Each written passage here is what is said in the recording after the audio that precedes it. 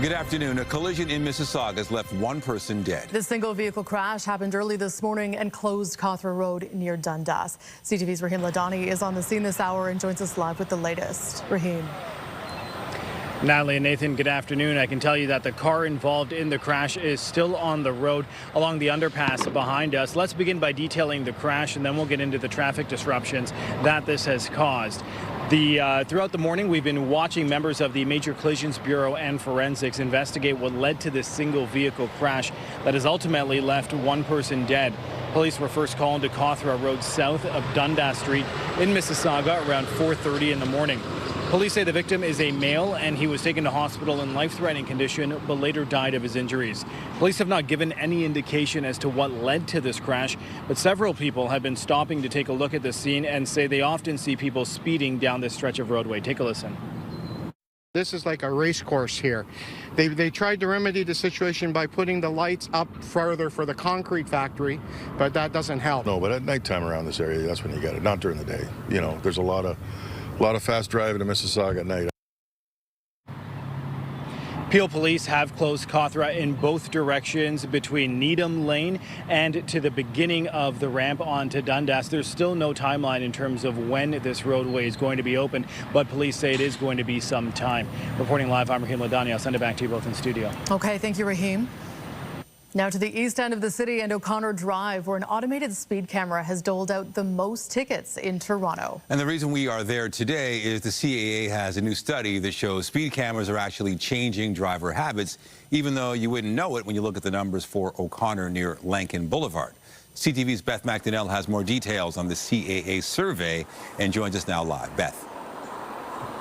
Speed cameras can be a divisive topic in the city. I'm on O'Connor, just west of Coxwell, where another speed camera has been vandalized. Take a look at the damage. The camera is gone. It appears someone took a cutter and removed the speed camera from its base. Data shows this location has become the most ticketed spot in the city. Between February and May, it issued close to 19,000 tickets.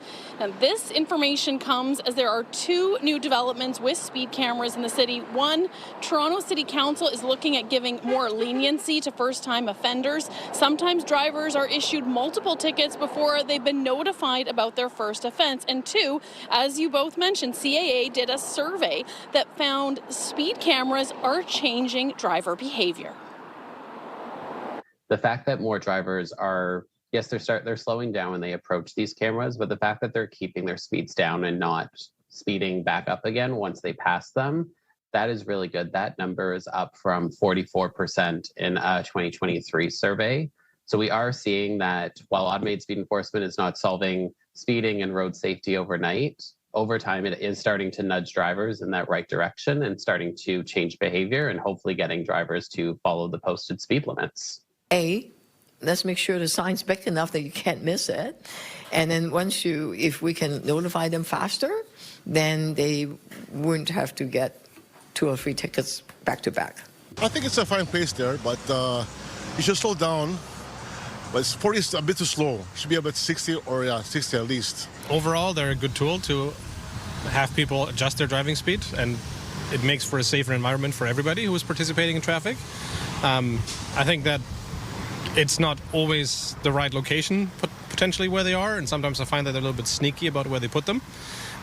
But overall, I find that I'm driving slower. I think it's absolutely necessary. If you're in a hurry, just leave 5 minutes early from your home, but it's not, you have no right to endanger someone's life. The CAA survey found that speed cameras are either causing drivers to slow down where the cameras are put up, or it's causing drivers to avoid the areas with the speed cameras altogether. Reporting live on O'Connor, I'm Beth McDonnell. Nathan and Natalie, back to you. Thank you, Beth. Still to come on CTV News at noon, tenants in a rundown apartment complex meet the mayor, who has pledged to help with poorly maintained units. And we have more news in a moment, but first, here's a live look at the city this afternoon. A good-looking afternoon, clear skies, sunny, a few clouds, but not too humid. Of course, you still need to take the necessary precautions if you're outdoors today, but it is not a scorcher.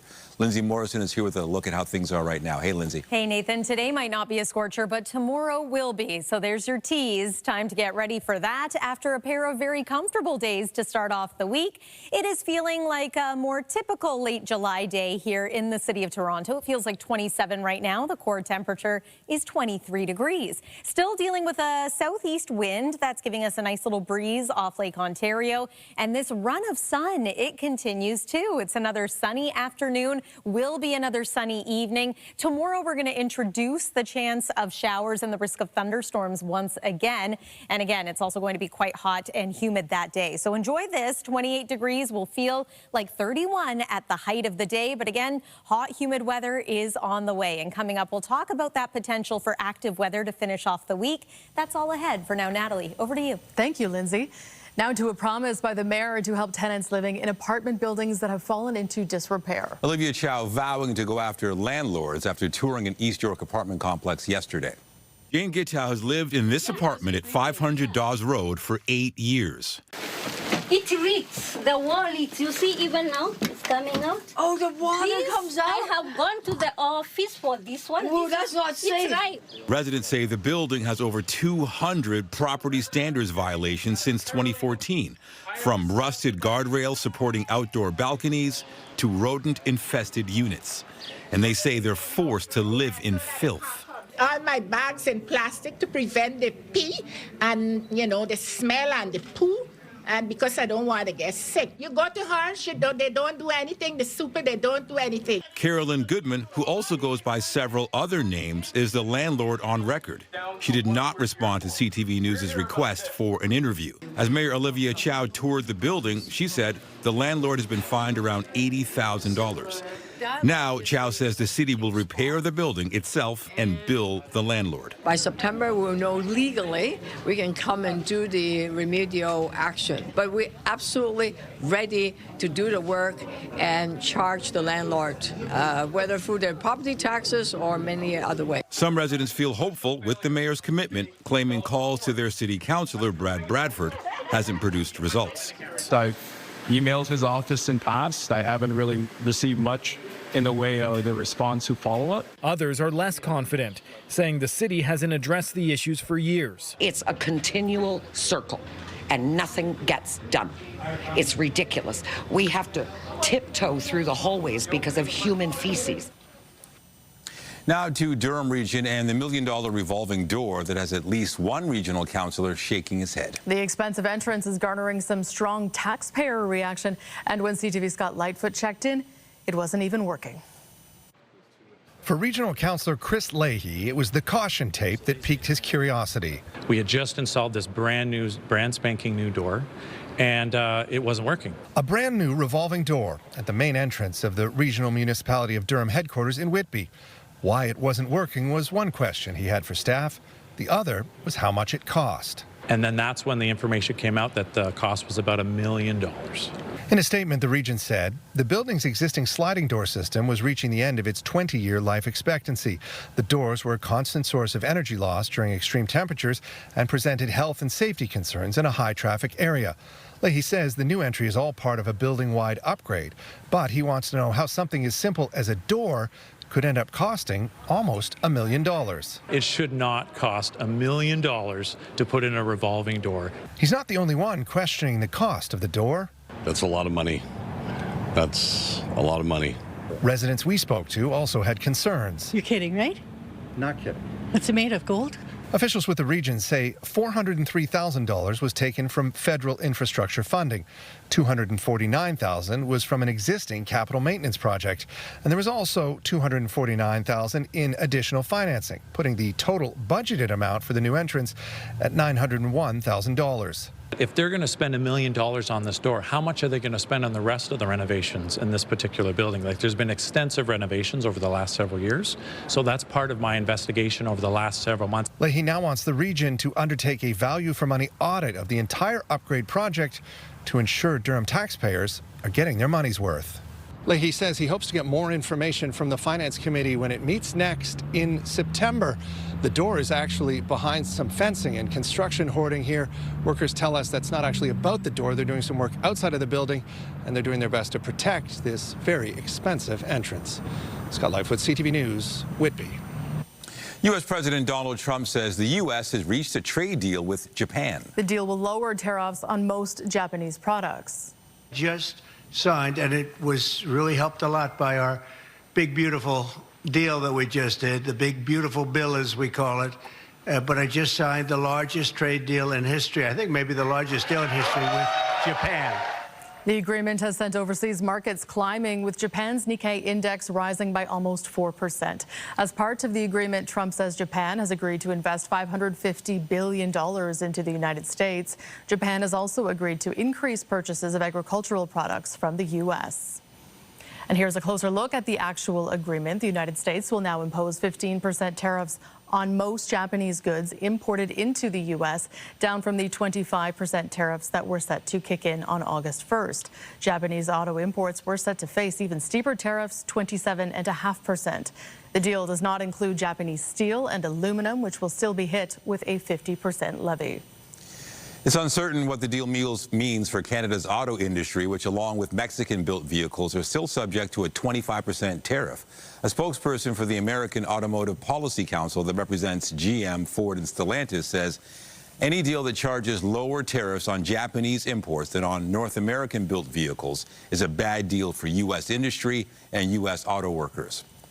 The premiers meeting in Cottage Country say they had a good discussion with the Prime Minister and have come with more information on the trade and tariff negotiations with the U.S. At the same time, Prime Minister Mark Carney has made it clear that provinces and territories need to do what they can at home. CTV's Rachel Ayalo reports. Prime Minister Mark Carney was in good spirits as he arrived on scene for talks, but quickly he got down to business. We are looking for the best deal for Canada. We're only going to accept the best deal for Canada. Premiers came in saying they wanted clarity on whether the two countries are on track towards a new trade pact by U.S. President Donald Trump's August 1st deadline, and came out indicating they care less about when a deal is reached, rather what is in it. Sounds like we're making some progress, making sure that we get the best deal and not just the deal available. I would be worried that if we constrain ourselves that we have to get a deal by a certain date, that we maybe have to, maybe do some things or give up some things. Carney met behind closed doors with provincial and territorial leaders for more than 2 hours, telling them that he and senior federal officials are engaged in continuous discussions with the Americans. But the Prime Minister offered no assurances that a good deal for Canada will be reached in the next 10 days, or whether the country is ready to retaliate with counter tariffs. We'll take stock if there isn't one that works. A good deal is something that preserves, reinforces, and stabilizes those relationships as much as possible. A good deal is also one that doesn't tie our hands. Premiers then took part in a strategy session with former ambassadors to the U.S. about next steps. There's one thing we can thank President Trump for, is getting us moving, getting us united like I've never seen before. The Prime Minister and Premiers also discussed ways to build new trade relationships with trusted partners other than the U.S., as well as ways to support affected industries should tariffs linger. And CTV's Rachel Ayalo joins us now with the latest on the final day of the Premiers meeting. Rachel, in the context of the deal with Japan, does this put any more pressure on our Prime Minister to come up with a deal before that August 1st deadline?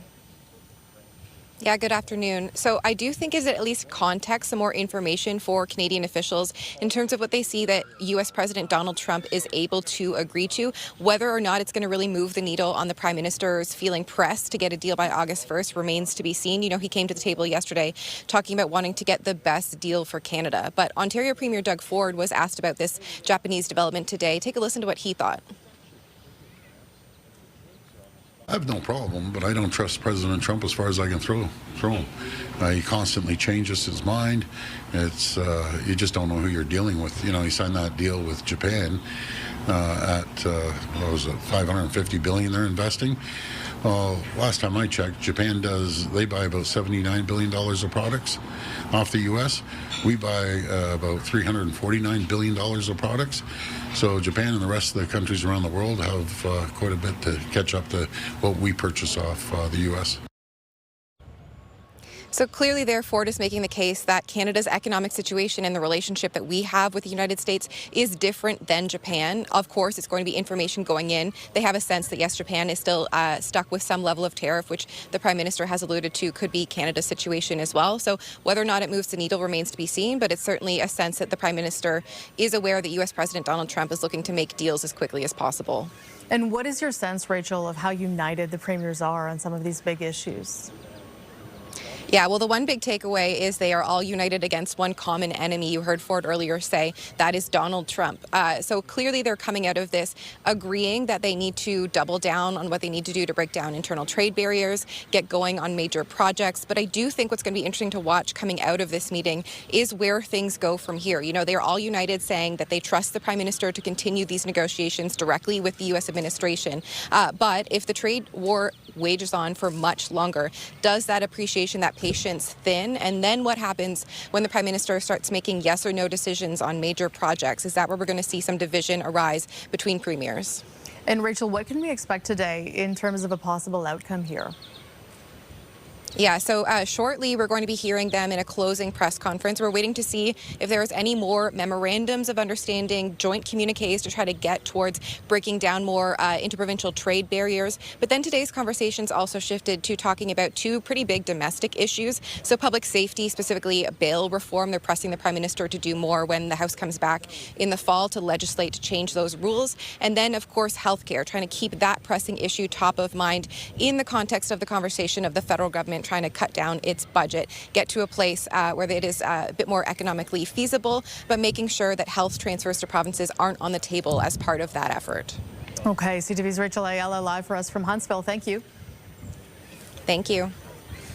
The Prime Minister is traveling to the Northwest Territories today, where he's set to make a stop in the town where he was born.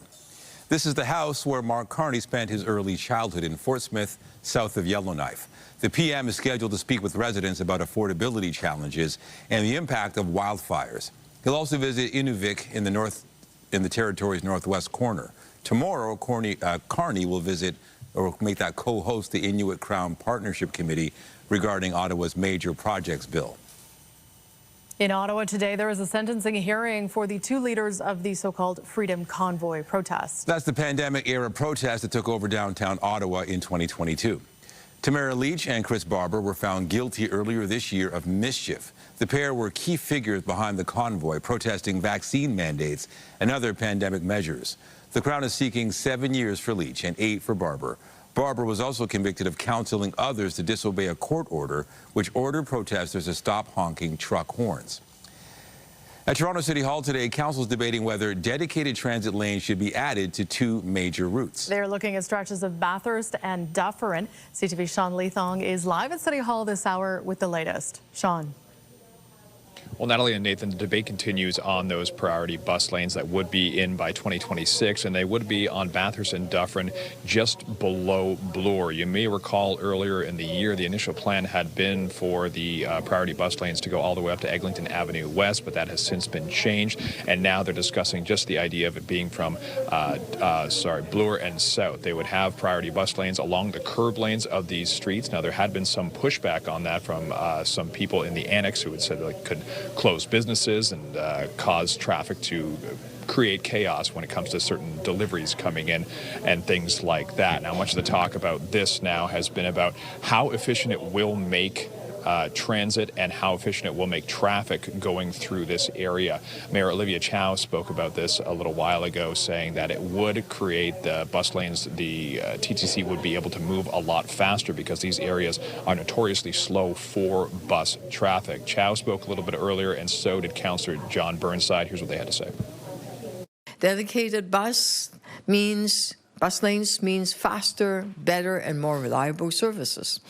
10 minutes faster on Dufferin Bus and 7 minutes on Bathurst, which means saving 20 minutes per day for thousands of commuters and 18% more reliable services too.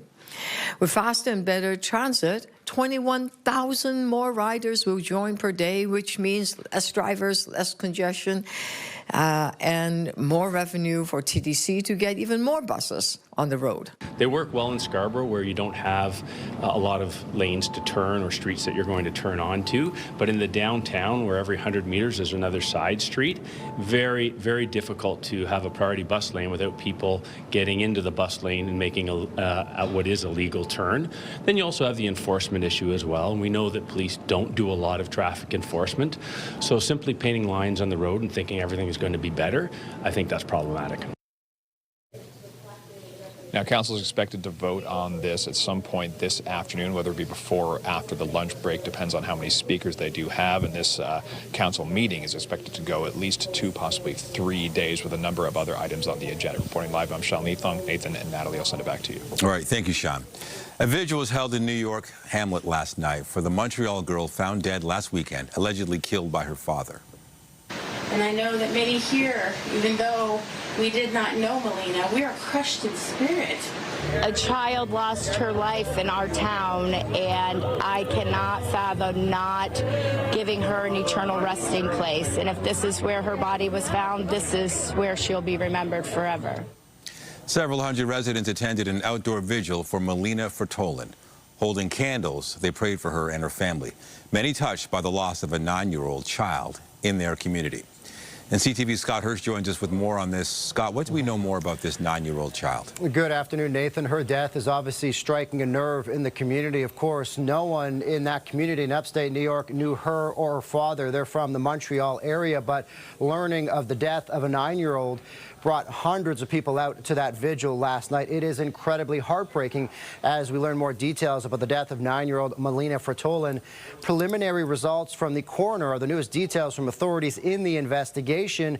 The initial autopsy results point to asphyxia due to drowning, and the manner of death has been deemed a homicide. According to New York State Police, there's been no evidence, they say, to support the father, Luciano Fertolen's initial claim of an abduction involving a suspicious white van. Police allege the father fabricated an abduction story and drowned Melina in a shallow pond before concealing her body, Nathan. And the father facing charges, what do you know about him? The father remains behind bars. He's set to appear back in court on Friday. He's facing 1 count of second-degree murder and 1 count of concealment of a corpse.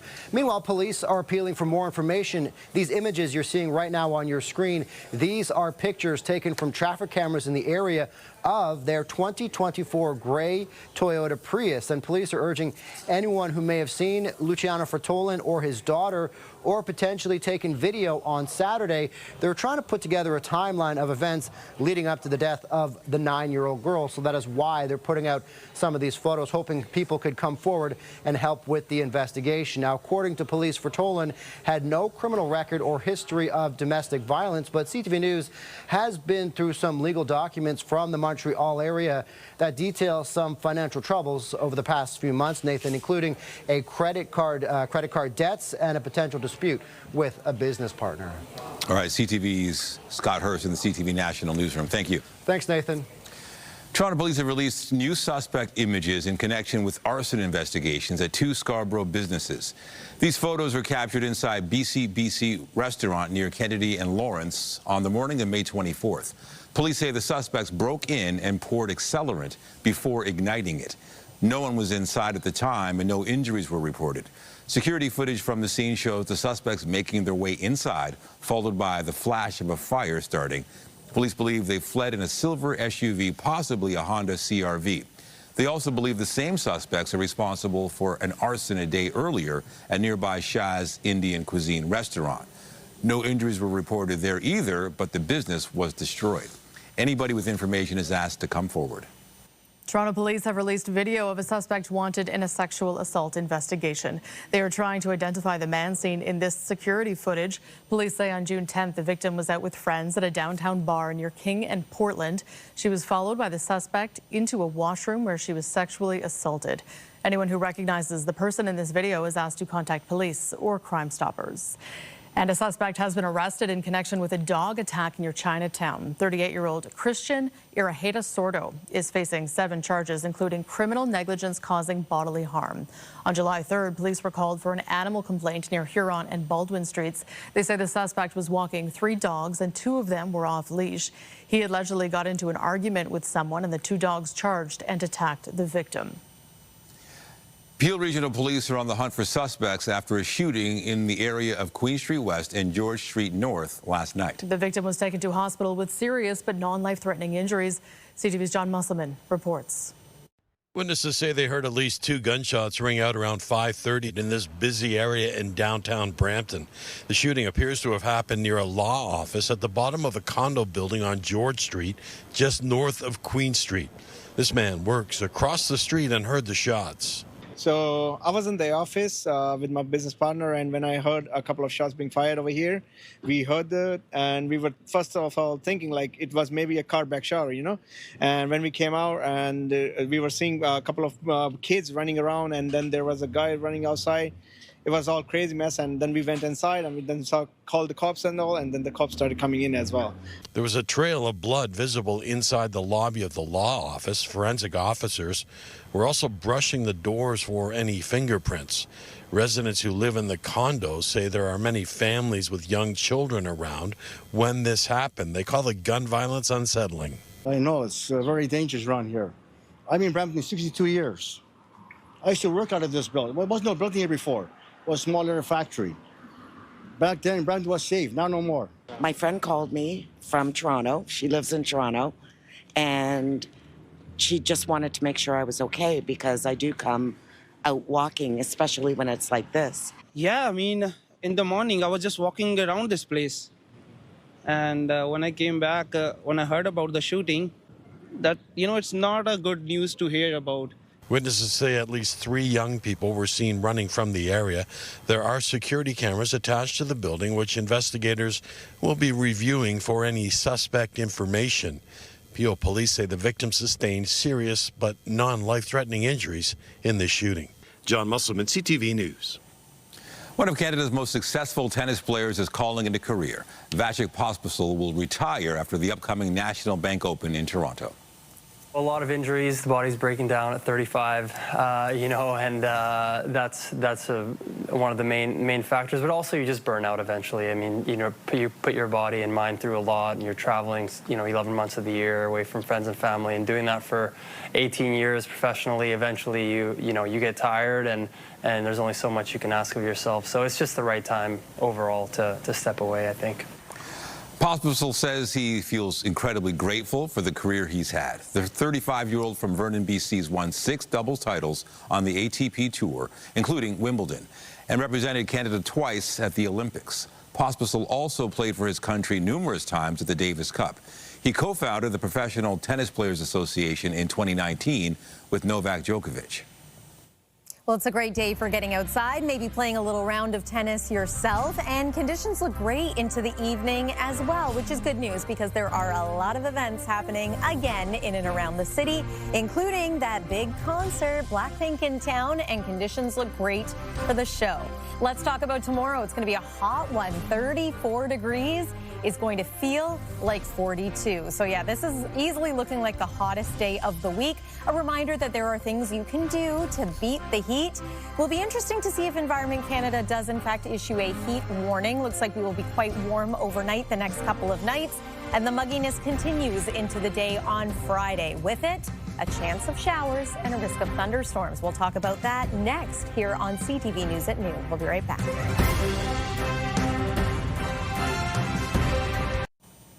Well, we've had just a beautiful run of sun the last few days. Perfect weather last night for the big Blackpink concert at Rogers Stadium.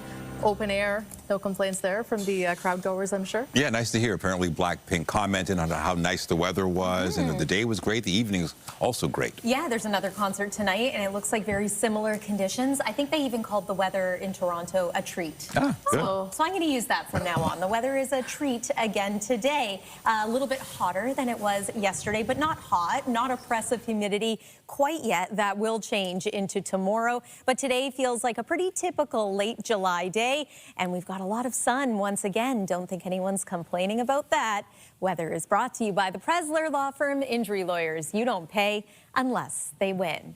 Gorgeous morning in the city, too. You'll find it a little more comfortable early on in the day compared to, of course, the height of the afternoon.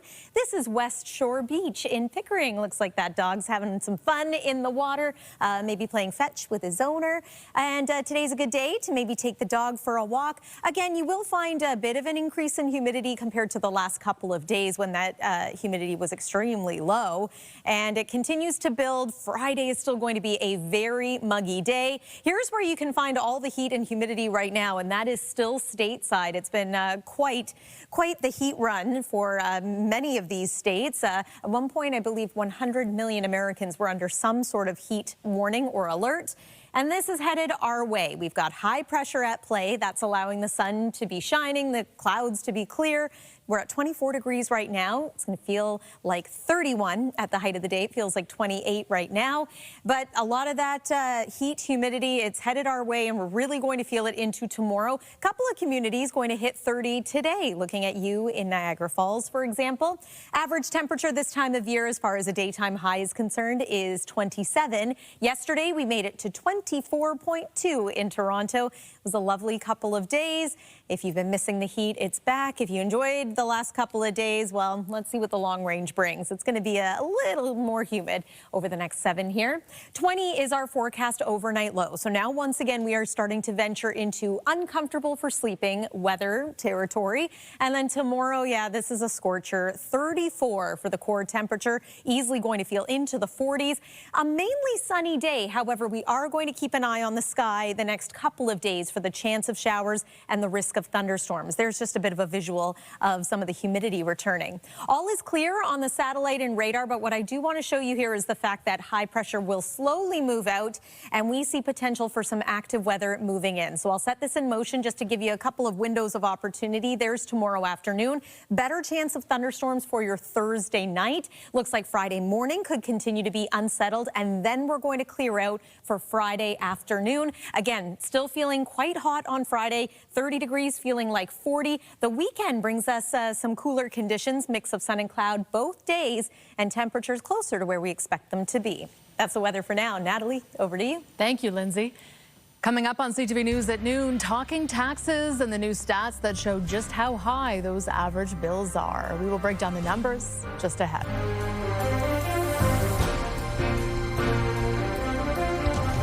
We're going to head back to Huntsville now, where the premiers are just wrapping up on 3 days of meetings on tariffs and trade. Premier Doug Ford speaking right now. Let's listen in. For the federal government. On health care, we're making it easier for nurses and doctors to move and work anywhere in Canada. We also talked about new ways to get life-saving medications into the hands of patients faster. But most importantly, we agreed on the need to remain united. And I've always said, united we stand, divided we fall. I know we're in great hands under the leadership of PEI Premier Rob Lance, who will soon take over as chair of the Council of Federation. With the United Team Canada approach, we're going to build and protect the true North, strong and free. Thank you very much, and may God bless the people of Canada. Thank you, Premier. Je donne maintenant la parole au Premier ministre du Québec, Monsieur François Legault. All right, we just heard the end of Premier Doug Ford speaking at the conclusion of this 3-day meeting in Muskoka. The Prime Minister did speak earlier, and he called the negotiations with the U.S. complex, giving the premiers an update on talks with the U.S. on trade and tariffs. And he did say earlier that he'll only sign a deal in the best interest of Canadians. As for the premiers, they've agreed, according to Doug Ford, to remove unnecessary barriers on internal trade and to remain united. Of course, we'll give you more details on CTV News at 5 and 6 as we cover this wrap of the premiers in Muskoka. And from trade to taxes, a new study finds the average Canadian family shells out more than 40% of its income to the government. CTV's Vanessa Wright looked at how taxing that can be on the bottom line. Between groceries, gas, and life's necessities, it's no secret many Canadians are struggling to make ends meet. But when it comes to what's really been weighing pockets down, a new study suggests those things aren't even the main culprit. In 2024, we found the average Canadian family paid 42% of their annual income in taxes. And this is the single largest expense for Canadian families. That's more than what Canadians spent on basic needs combined. According to the Fraser Institute, Canadians dished out 22% of their income on housing, 11% on food, and 2% on clothing, totaling to more than 35% of their income. Experts say it underscores the squeeze households face across the board. When we're talking about cost of living and affordability concerns, we also need to include taxes in that conversation because nearly 80% of the average family's income is going to not only taxes, but also to those basic necessities. So it's really, squeezing pocketbooks of families right now. A reality many can relate to. Personally, I think I'm actually struggling on paying so much on taxes, and it's making we are pretty much just living paycheck to paycheck. Most people are struggling to find housing because of they can't afford it. I'm fortunate to have a decent paying job, but still, it's a real struggle going from paycheck to paycheck just to meet all the obligations and putting food on the table. Though economics professor Lars Osberg believes more focus should be put on how Canada's national income is distributed. What we should be talking about is a fair tax load to buy the services that Canadians want, like healthcare, education, and also an occasional road that doesn't have a pothole in it. Because, what we pay in taxes provides for some of the things we want to have. Many hope to see an ease on pocketbooks. With the cost of living being so high right now, taxes just feel like one of those other things you have to pay for. Vanessa Wright, CTV News. The Ontario Hospital Association's out with a new report, and it warns efforts to find efficiencies in the healthcare system can only go so far. The report says Ontario spends just over $1,900 per person for hospital funding, the lowest of any province. The OHA says the province would have to spend another $4.4 billion per year if spending matched the national average. But the report says it's not realistic to expect any further efficiencies using traditional approaches as the population grows and ages and cost pressures rise. The association says thoughtful planning is needed to expand hospital capacity and invest in innovative approaches to shape the future of healthcare in Ontario. Netflix confirmed today that it is renewing its Addams Family spin-off series Wednesday for a third season. Wednesday Addams is here. It's Addams with 2 Ds, like padded room. The news comes 2 weeks before the debut of season 2. Jenna Ortega is back in the title role of the spooky supernatural series directed by Tim Burton. Other returning cast members include Catherine Zeta-Jones, Louis Guzman, and Fred Armisen. Wednesday currently holds the title of Netflix's most watched English language original series. And the Toronto International Film Festival is unveiling more of its lineup as it counts down to its 50th anniversary edition in September. Organizers today announced the 2025 Discovery Program, which shines a spotlight on emerging filmmakers from around the globe. The selection will kick off with its opening night film, Maddie's Secret, the directorial debut of comedian John Early. Also on the list, the world premieres of movies like Julian by Belgian-Dutch director Cato Custers, and Dinner with Friends from Canada's Sacha Lee Henry. This year's TIFF is slated to take place from September 4th through the 14th. Still to come, the Premier of Quebec is vowing to protect dairy farmers despite the trade threats by the U.S.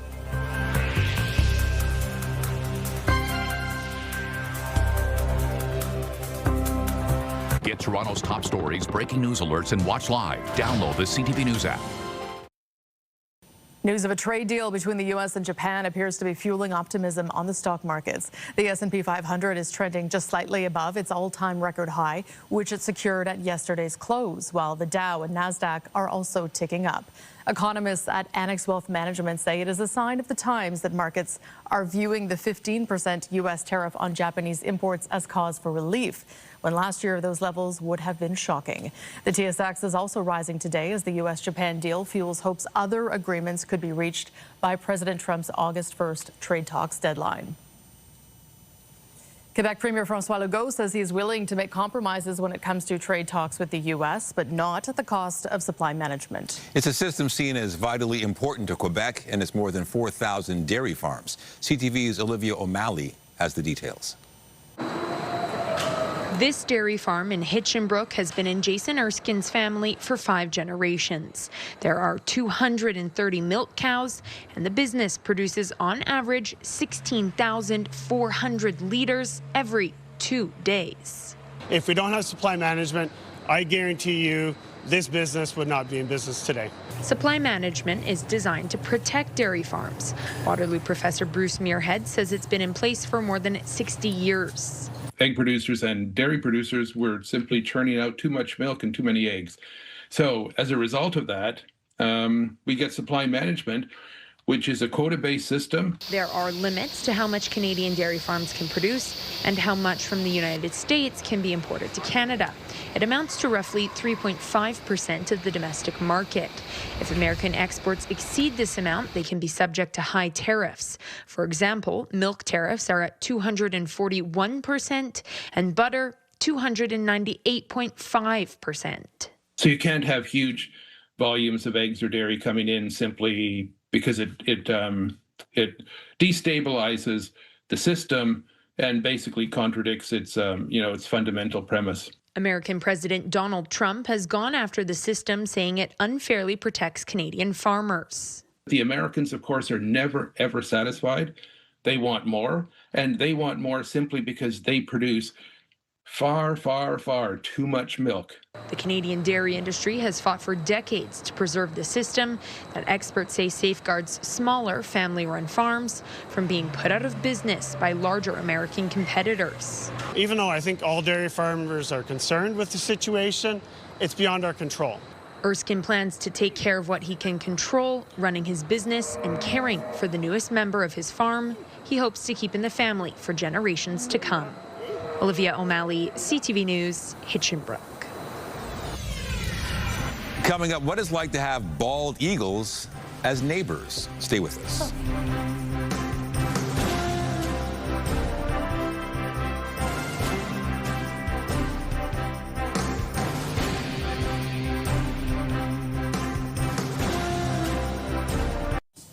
Well, they are wild, majestic, and a little noisy, but a homeowner in Nova Scotia wouldn't have it any other way. CTV's Hafsa Arif visited a woman who shares her home with a family of bald eagles.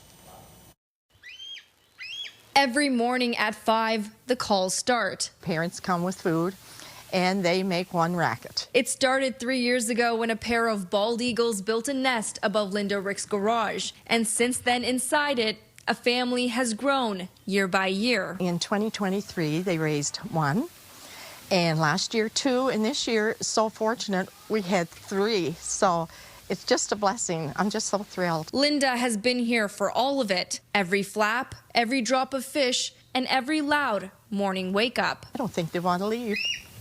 Here we go. The youngest of this year's brood has been taking its time flying. Sort of, but staying close to home. Some now, they've decided to go back to the nest. All 3 of them. Don't ask me why. Maybe the mother prefers to feed them there. It's so sweet. And I have seen birds, so they have been bringing birds to them too. She's learned their patterns, their personalities, and their favorite spots. When I first saw one on the ground, I opened the back door, and he was sitting on my rocking chair right at the back door within a couple feet. Linda's property is not only a hunting ground and nursery, sometimes it's a comedy show too. The 3 were sitting on the rail out front, and they were lined up, and one decided it would get on the back of the other and try to balance. Well, of course, I wasn't fast enough to get the picture, and they all ruffled their feathers and they all fell off. They built the nest, but Linda built the bond. She says she's not just a neighbor to the eagles, she's their mother, minus the feathers. They just seem so used to me that They don't scare me. They don't fly at me. They just stay wherever I am. Seasons change, eaglets grow, and nests fall. But one thing is certain, Linda will be here watching from the porch, heart wide open. Hafsa Arif, CTV News, Mineville. Until they attack. I'm just kidding. I'm only kidding. It must be cool to have those as neighbors, right? Very cool, very cool. And hopefully, it sounds like she's getting some really great videos and photos of it. And if you're out and about today, you want to get some photos and videos of the weather, go ahead and do that. It's a beautiful sunny day. Here's one more look at our current temperature. We're on our way to a forecast daytime high of 28 degrees. Still a little ways to go, but plenty of daytime heating to come. Overnight tonight, 20 for the low. Normal overnight low is 17, so we are a little warmer than normal. Next 3 days are going to be hot. Thursday and Friday especially, quite muggy into Friday. Little bit of relief over the weekend. In fact, it looks quite lovely again. Mix of sun and cloud, and temperature seasonal or slightly below. Natalie and Nathan. Thank you, Lindsay. And that is it for CTV News. Remember, you can get Toronto's breaking news all day long on CP24 and at our website, ctvnewstoronto.ca. For Lindsay Morrison and all of us here at CTV News, thank you for watching. I'm Natalie Johnson. And I'm Nathan Downer. Feel free to join us later at CTV News at 5 and 6. Have a great day.